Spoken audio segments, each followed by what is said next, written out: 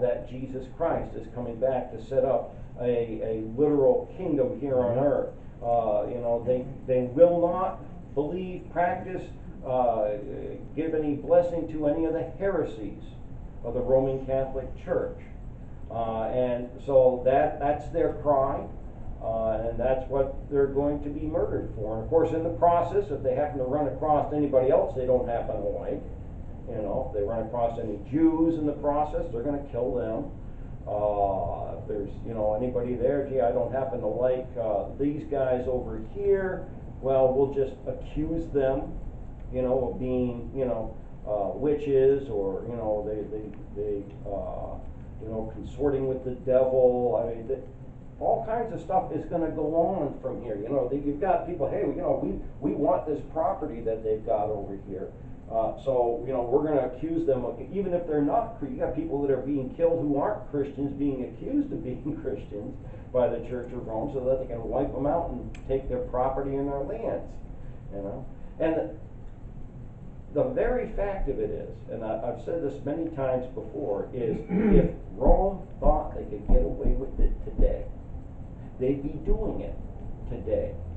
Okay? Because they have never rescinded any of those orders. They have never rescinded anything that's come down from any of those councils. They've never made any kind of a real apology and a change in anything whatsoever. Not one bit. Like I say, I'm old enough to remember being taught as a boy in catechism by the nuns that the Protestants were my enemy. And of course, again, Bible-believing Christians here were not Protestants. We were never a part of Rome, but you had a lot of people who did come out of Rome. We'll get to that when we get to the Reformation, who became Bible-believing Christians, who came out from Rome itself. And of course, as a Baptist, we get lumped in with Protestants, though we are not, we protest, but we are not Protestants on that. So this is what we want to take away from these last two Sundays here. Yeah, they've got all this stuff going on, trying to, if we're going to go and capture the whole, but absolute failure with all of that. I mean, Islam is so strongly entrenched there today. Obviously nothing succeeded there.